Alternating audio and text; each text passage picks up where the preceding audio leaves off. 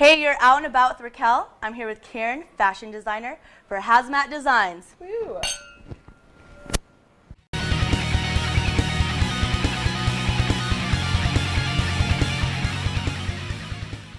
So I'm here with Carin of Hazmat Designs, the most amazing rock and roll heavy metal fashion designer, in my opinion, and others like Alice Cooper.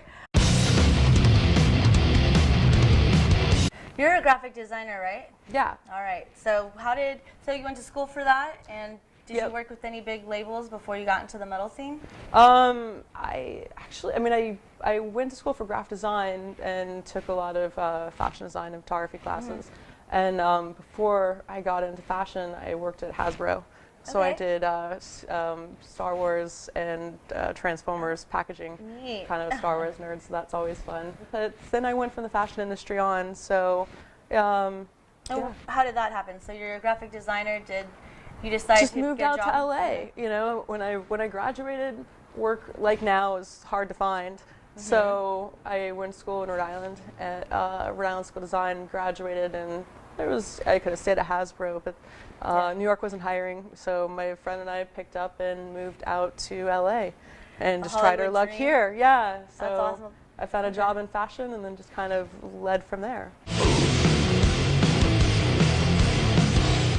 What was your first rock star that you made a jacket for? Alice Cooper, absolutely. Yeah, What he was the it? first, one of my first clients who started right on his tour of the Theater of Death. Oh, neat. So did all the costuming for that with a couple people, and it was a great experience. So working with him, was he cool? Did he like your designs? Are you still working with him? Oh, absolutely, yeah. I mean, he's one of the best people I know, hands down.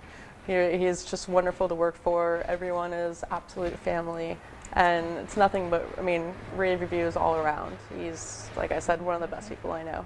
I worked with Lita. She's just such a wonderful person, absolute influence, and I mean, her style now and, you know, back in the day is just so epic. So it's so rad. Oh, sorry, you recently worked with her. Yeah, absolutely. Can you tell us that? Yeah, I been doing stage clothes for her, so just did a piece for her that I racked up recently, and we're working on some new pieces in the future. So I love working with her. She's just an amazing person. Is she hands-on, or does she just say, you know, go and design something, I trust you?